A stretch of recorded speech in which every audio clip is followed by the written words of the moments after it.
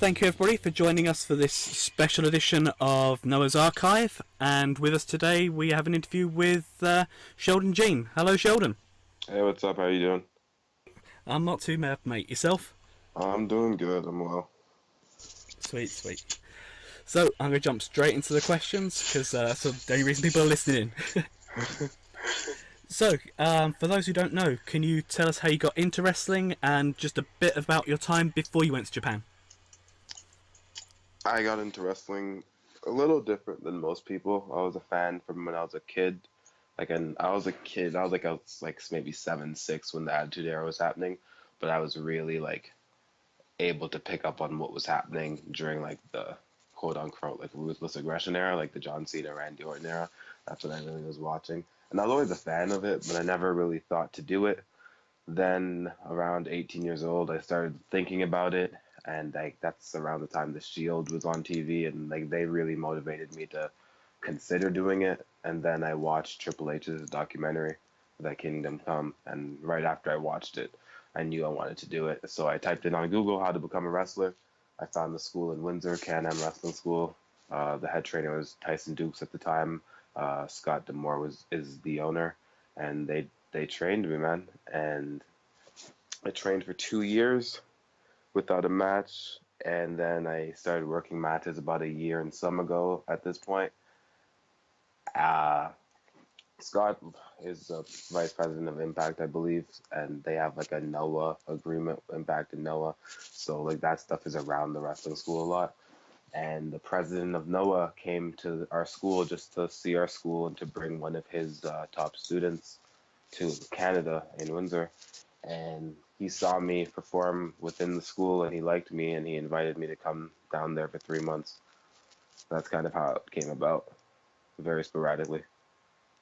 Sweet. Had you heard of Noah before? Were you much a fan of Puro? I was never that big of a fan of Japanese wrestling before I started wrestling. And then even when I first started wrestling, I didn't watch it too much, some New Japan stuff. But I didn't know of Noah until my second year into the business. I heard of the second biggest company in Japan and All Japan, and I was like, okay, Noah's the second biggest, so cool. Oh, excellent.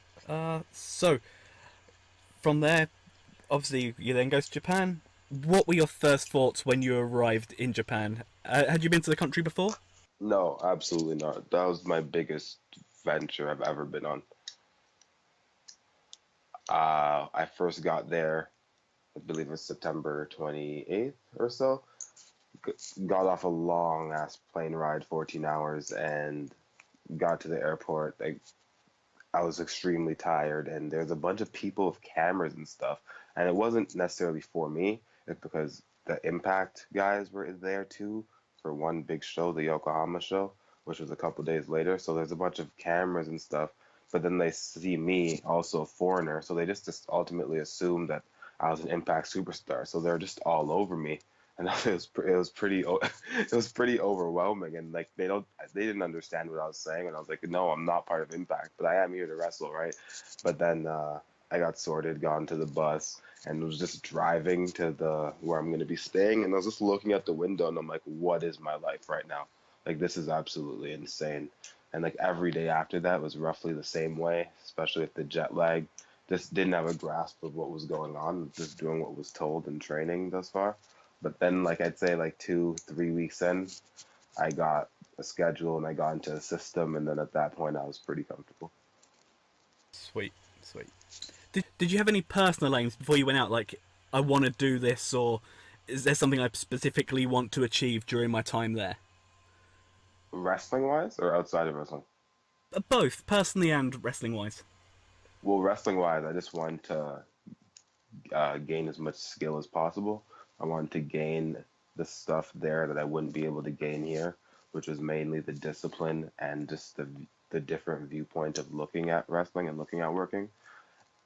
Outside, I didn't go with any outside of wrestling goals, but by the time I left, I realized that I learned a lot about just being respectful, because it's a really respectful culture. Just being respectful and taking the important stuff serious and the not important stuff not serious. But my primary goal was to become a better wrestler, and I definitely feel like I achieved that by just learning and observing as much as possible. Okay, okay. So, going into your time in Noah. On the 14th of October, Global League 2017, your first match, and you're tagging with Minoru Tanaka versus Ohara and Inoue. Do you have any memories of that match? And what were your first impressions of the Noah style and the crowd? I do have memory of that match. I don't have memory of before the match because I think I was a little, I can't even remember if I was nervous. I was a little bit nervous, and I was mainly just concerned about calling the match of people that don't speak English. But then after the first time we called it, I realized that wrestling was a pretty universal language and that they understood and I understood them. I remember coming out with Tanaka to his music, walking to the ring, and I just felt pretty confident in myself just because I saw a ring and I know how to wrestle, so a ring is a ring no matter where you put it. During the match, like I think I was waiting to be tagged in and there's a little bit of nerves there, but it was a pretty lackadaisical match. Like Inoue Son, very comedic fashion in the ring. So it was a pretty light match. There weren't too many spots or too much I had to remember. It was a good way to break in. So, you have a run of tag matches with Cody Hall, obviously the son of Scott, very early on, and throughout your Noah run in general. What was he like to work with? It was a lot of fun. That guy, we became pretty close because being in a secluded area where you guys are the only people that speak English all the way in Japan, you brings you together. So outside of the ring, that's who I was with most of the time. That's who I bonded with. Inside the ring, it was a lot of fun because we throw ideas back and forth at each other. And it kind of just came about out of nowhere. I want to say they wanted to put the foreigners together just so it was easy on me, probably, within like my first couple of tours being there. But in the ring, it was fun. Like I didn't even remember by the end of it that his dad was Scott Hall. He was just became one of my boys and good friends in this business. Out of interest, did you mark at all and think this is Razor Ramon's son? I never told him that, but the first couple days, yeah, absolutely, absolutely. Like I remember calling my brother, like, man, this is Razor Ramon's son. Like, this is like this is his child, and like WWE will put out those like table for threes or like some sort of network show, and they always have old timers on it, and Razor Ramon was on it. And I remember one specific episode he was actually talking about his son, and I didn't know Cody yet. And I was like, oh, I wonder if he's as good as he's saying his son is, or as big as he's saying he is. And then I first saw Cody, and he's huge, like 6'6". I'm like, oh man, he wasn't lying. So it was cool. It was cool. If you would have told me when I was a kid, or told me 2 years ago or 5 years ago that one of my best friends in this business would end up being Scott Hall's son, I would not have believed you. We'll put it that way. So, move forward a little bit. Your fourth match in the promotion, and you're tagging with Cody against Taniguchi and the current GHC champion Keno. What was it like being put in against some of the top guys in the promotion? And do you have any memories of that match in particular? We faced Taniguchi and Keno. Yeah. I have no, I remember facing Taniguchi in a tag match in a couple times. I remember facing Keno in tag matches a couple times specifically, but I don't remember facing them together. That's weird that happened. Regardless, needless to say, it was great because Keno's the champ right now. I watched his whole road to getting the title, all the matches he was having in little towns and big towns. He was performing at such a high level no matter where he was. And I specifically learned a lot from him. So when I got to go in the ring with him, I remember going into the matches just feeling like I'm going to let him do everything and just feel where I would be going wrong or feel where I'd be going right, and wherever he kind of takes me is where I want to naturally take myself in my other matches, even if they don't involve him. So I really like whenever I faced a guy like that or anybody else up at the upper card of the roster, I'd really just take a back seat and try to learn as much as possible from them. It was really cool. I was really happy he won the belt too. you could tell when you're in the ring that this was the man, and you could just tell. Yeah, it's the guy getting the biggest push, and he deserves it, and like the top guy right now. So and like you can feel it. It's a different type of energy when you're in the ring. Yeah. Okay, so the very next match after that, if it happened, I'm going to double check my facts just in case. Yeah, no, you're probably right, but I just don't remember that one. And another champion, but this time you're tagging with him. It's yourself and Hall teaming up with Quiet Storm to take on Saito, Taniguchi, and Tanaka. Did you know Quiet Storm before going across at all? And what was it like working with him? That's the sixth man, right, at Corkin? Yeah. Yes, that one for sure happened. I did not know Quiet Storm. Funny story, Quiet Storm lived in, well, he sometimes lived in the little apartments where I stayed at with the other young boys. They had like these two apartments. He lived in the separate one, and then all the young boys lived in the other one. And whenever I'd see him, I'd just speak to him as if he spoke fluent Japanese because that's what I knew he spoke. And then I was talking to him one time, and I was speaking like very slowly, trying to make him understand what I was saying. Like I was trying to articulate English perfectly to him. And then he looked at me. He's like, "Yo, I'm from Brooklyn." And I was like, "What?" Huge pop, huge pop. I had no clue that guy could speak English, but no, I did not know him. But when I got to work with him and Cody, it was cool because that's three guys from, well, they're from the States, I'm from Canada. That's three guys from North America that could communicate and run spots together and whatnot. I remember in that match, I remember Cody, the hot tag was supposed to go to Quiet Storm, and Cody tagged me, and I didn't know what to do. That's why I remember that match so specifically. But that was my only time tagging with Storm. But it was pretty cool because calling that match was so much easier because there's three English speaking people. Awesome, awesome. So just step away from the in-ring for the minute. Just for an understanding for our listeners, the whole experience. Just between shows, what would a normal day consist of for you? Oh, that's a good question. It was pretty repetitive because that's how it is there. But it was either traveling or training. We trained because I didn't go there just to tour. I went there to train as well. The traditional young boy training, which consisted of like a lot of squats, like 500, 300 push-ups, a bunch of core exercises, neck exercises, and a whole bunch of calisthenics. And that was a daily routine. The days of shows, I had to do it. The days off from shows, I had to do it. On top of that, we'd be traveling 4 hours, 5 hours, 8 hours, sometimes 14 or 12 hours. So whenever I wasn't in the ring, we were doing something to either prepare me to get into the ring or getting to the next town. There's very few times where I was off. And even the times where I had off days, it got to the point where I didn't know what to do with myself because I was so used to working hard every single day. Okay. Who was there a specific group in this training session? Was there a certain group of trainees this time? Yeah, how it works is they have their each promotion like has their young boys, and you have to try out to be a young boy. Like you have to like kind of like pass a physical. It's a pretty extreme physical of a lot of exercises, and a lot. I watched a lot of people fail just in my 3 months there.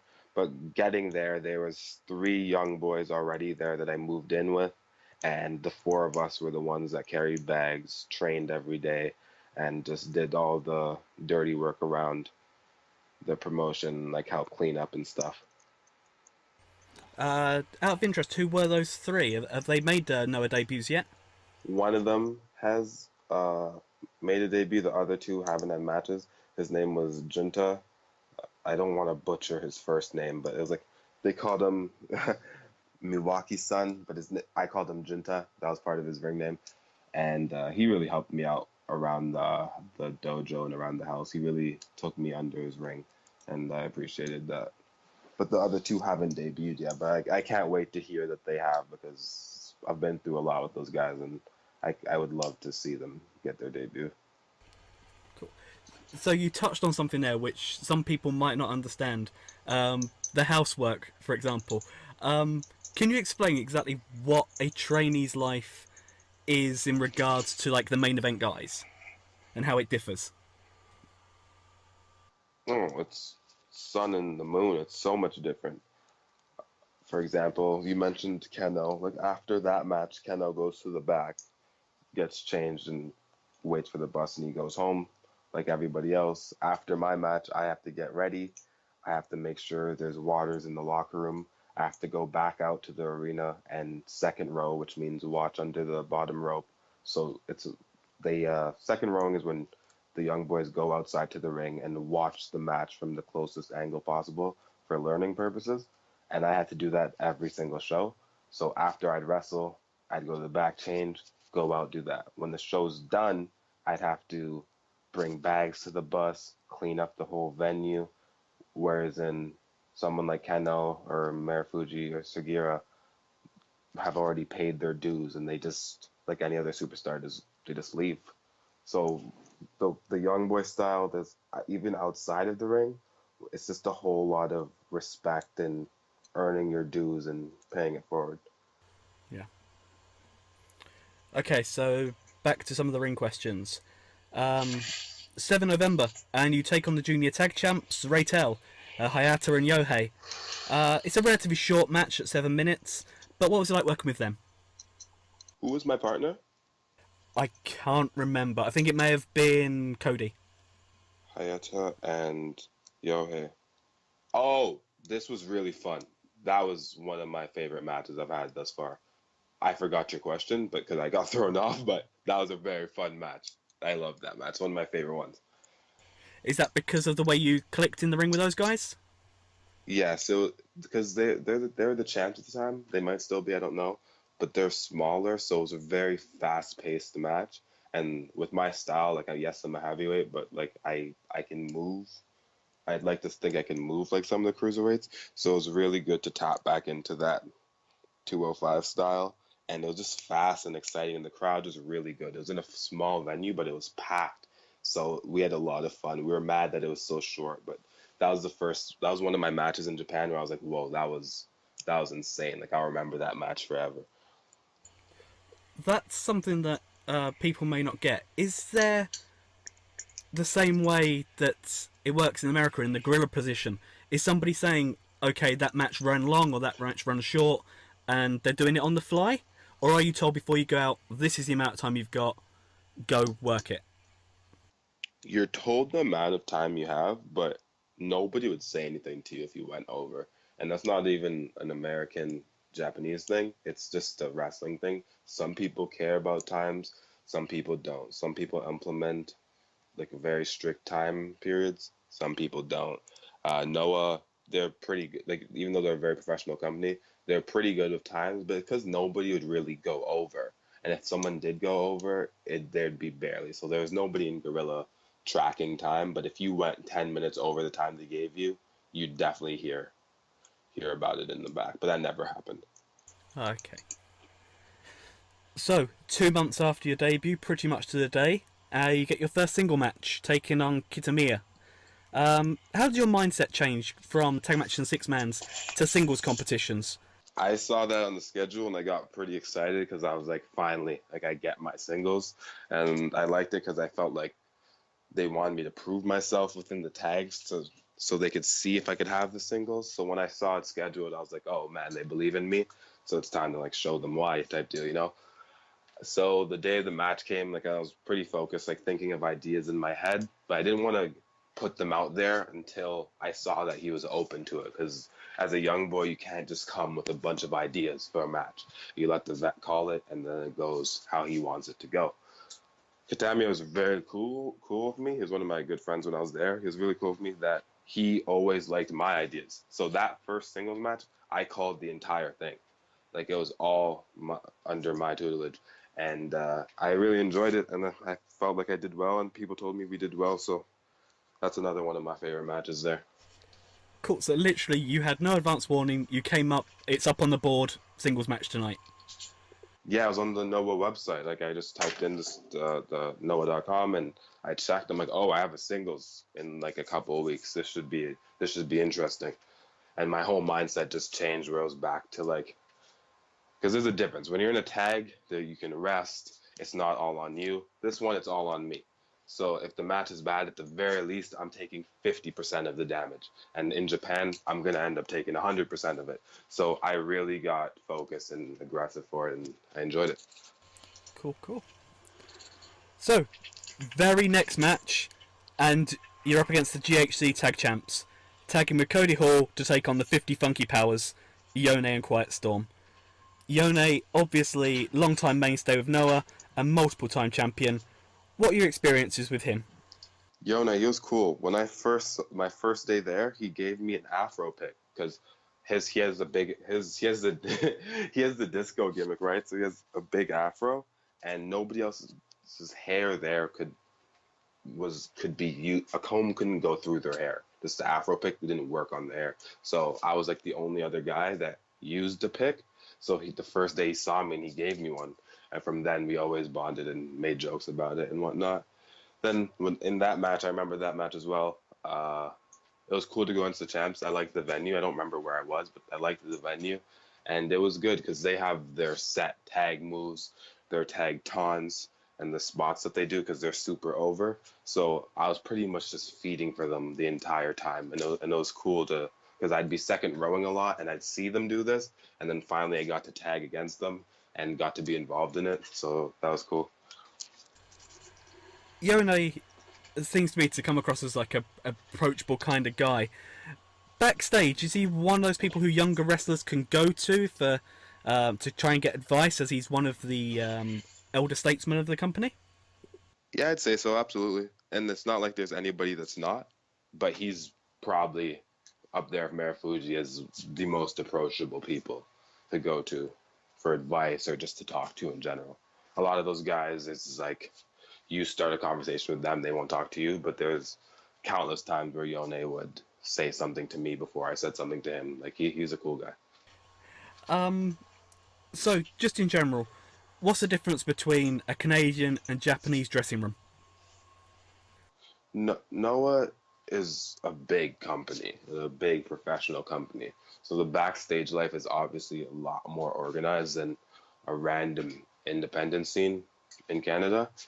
But even so, like this the respect in the back, the like there's no like in here and in the States, like there's a lot of politics, there's a lot of envy, there's a lot of shit talking between wrestlers. In Japan, that stuff doesn't even exist.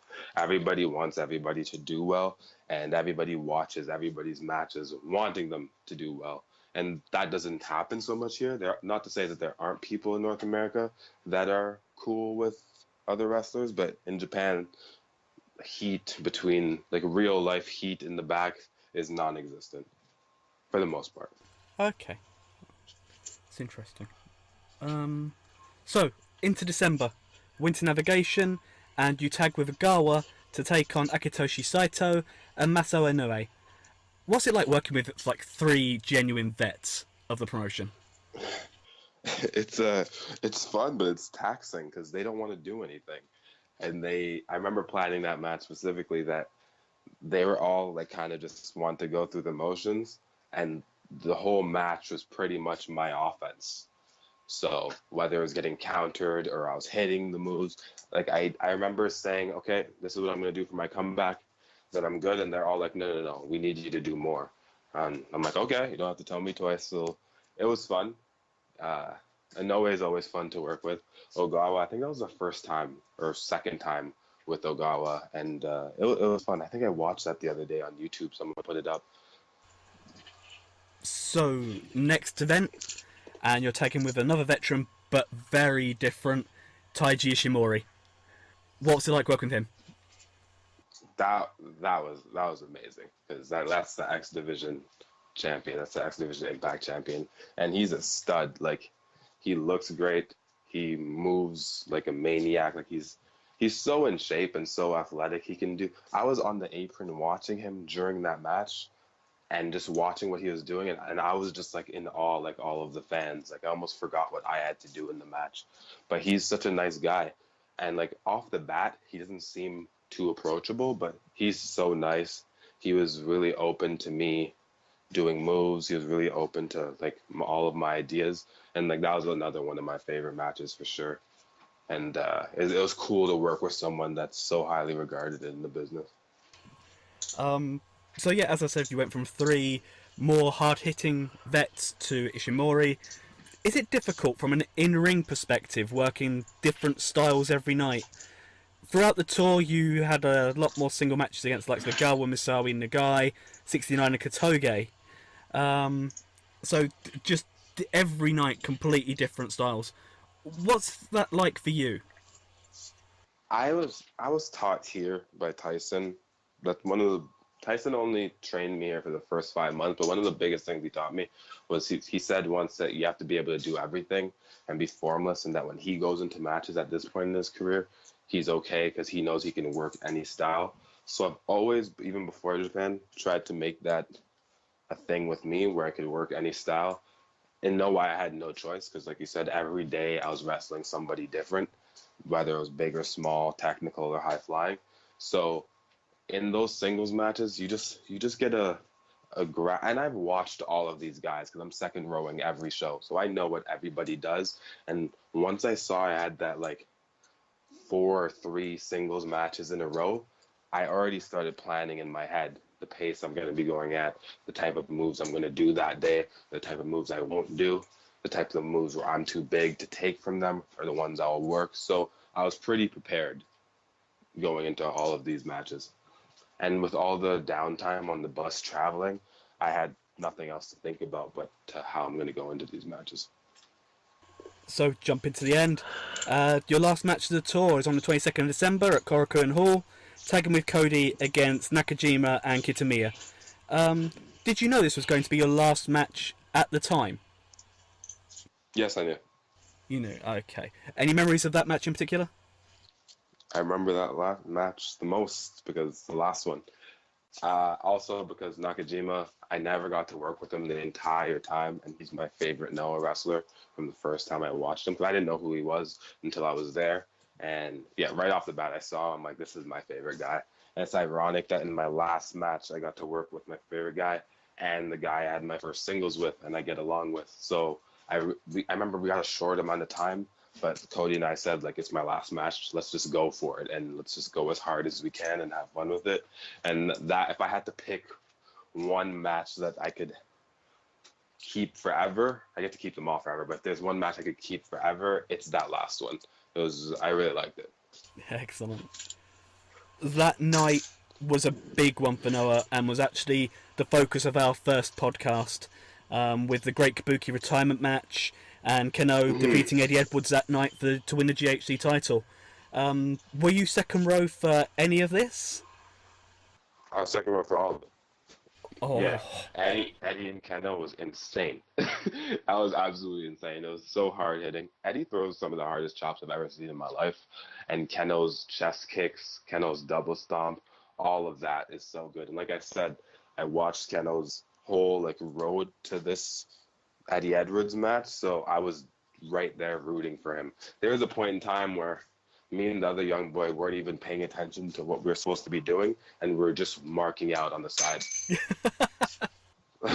Seriously, I'm gonna have to watch that match back to see. But there's a point where Eddie takes like a hard fall on the outside, and I just stand up right in front of a camera, and which I'm not allowed to do. I stand up right in front of a camera just because I wanted to see if he was okay. So I really enjoyed second round, but specifically that day. And also Kaito returned, and it was cool because I knew Kaito when he came to Canada. Like I trained with him and wrestled him here. So when he came back to Japan and I saw the reaction that he got upon returning, it was really cool. oh, awesome. Did you know much about Kabuki? Because like you said, you weren't a big Puro fan to start with. So did you just have like any knowledge of who the Great Kabuki was and his relevance to Japanese history in promotion in wrestling terms? Absolutely not. Leading up to the retirement ceremony, knowing it was going to be that day, I'd hear things here and there. But other than that, I had no clue who he was. All I know is that he was heavily respected.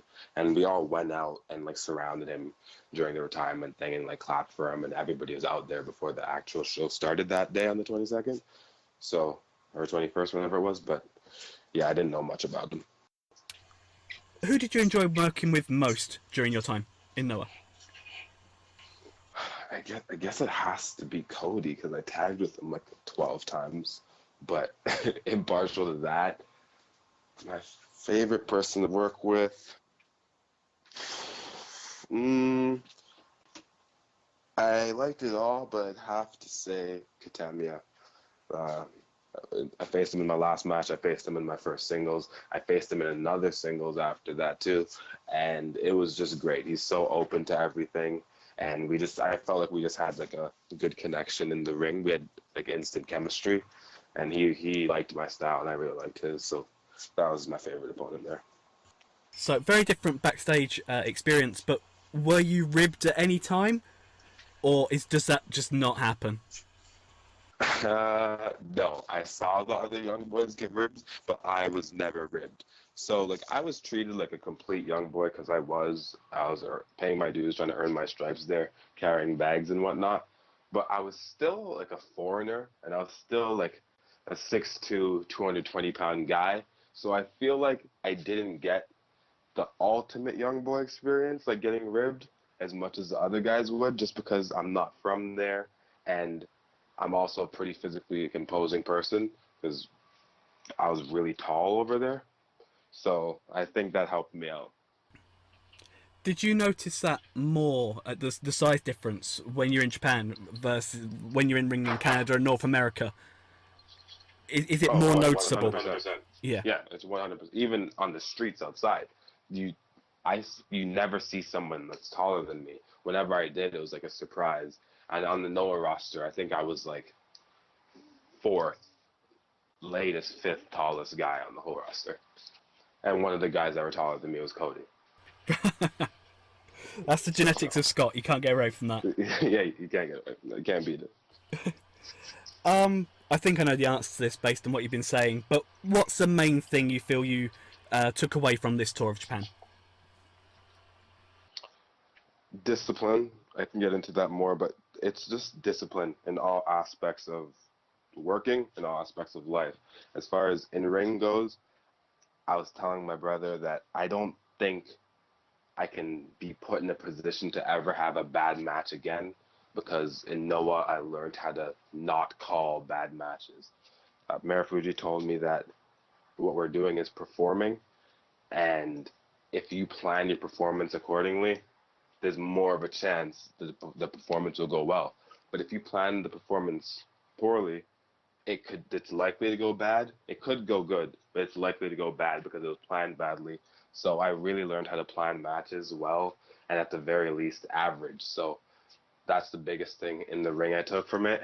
And outside of the ring, the biggest thing I learned from it was just going for it. Everyone worked hard there. The ring crew we had worked so hard. Like the announcers worked so hard. Everybody works hard in Japan. Everybody I see, the ladies at Starbucks, and no matter who I met there, they all are very committed, and that's something I want to at least partially emulate over here in everything that I do. So, do you have any regrets at all, or things you'd like to have done differently retrospectively? As far as Noah, Yeah. I knew it was going to go how it was going to go. I wish I could have taken better care of my body there because the whole traveling and wrestling every day and training every day really threw me off. So like whether it was stretching more or icing more, I wish I could have taken care of my body better because when I got back, I literally just took a month off because I was so sore from everything that I just did. So outside of that, no, like every experience there happened for a reason, and I genuinely learned from it. When I marked down those matches in my like match notebook, I always would write down like something small in brackets to take from that match, and I still look back at those sometimes before I wrestle now. So I have no regrets. That's great to hear. Was there anyone you didn't get to wrestle you really would have liked to? Mayor Fuji. I never got to wrestle Mayor Fuji. That sucked. But I understand he's the top guy in the whole company. So. I had a feeling that may be the answer. Yeah, it had to be. And Shiozaki. Mayor Fuji and Shiozaki are the only two people I never got to work with. Can you let the fans know if there's a planned return for 2018 right now? Still waiting to hear. It's possible. It's possibly not. They liked me. They told me they wanted me back. When that is completely up to them. But I don't have it in my schedule right now. I'm just going with what I have now. And if it pops up, if if it works out, I'll 100% go back. I don't know if I'd go back to train or just to tour, but then again, whatever they give me, I'll for sure take it. So I know from reading what's been said on the Twitter feeds and on the boards that people would love to see you back. They really liked what you were able to add and bring to Noah. yeah, I didn't see that coming. When I left, I was at the airport and I saw all the love that I was getting on Twitter and social media and like even personal messages after I got off the plane, and that really actually motivated me and made me kind of proud of myself. So I'd love to go back and wrestle for them. Great. So, last question. In summary, how would you describe your time overall in Noah? It was a great learning experience. It came out of nowhere. I'm extremely grateful for it. I'd do it again. I'd do it again the same way. And overall, I'm just happy it happened. And like whether I ever go back to Japan or whether that's as far as I go in this business, which I doubt and I hope not, I'll always have those last 3 months, and nobody can take it from me. And I'm not. I don't often get proud of myself, but I'm a little bit proud of that 3 months in Noah. So I'm happy for that. And I'm sure, speaking for all the fans, you should be. And Thank you. we finish on that. So thank you for your time, Sheldon. We really appreciate it, and we hope you have a great rest of 2018. Thank you so much, man. Take it easy. No worries.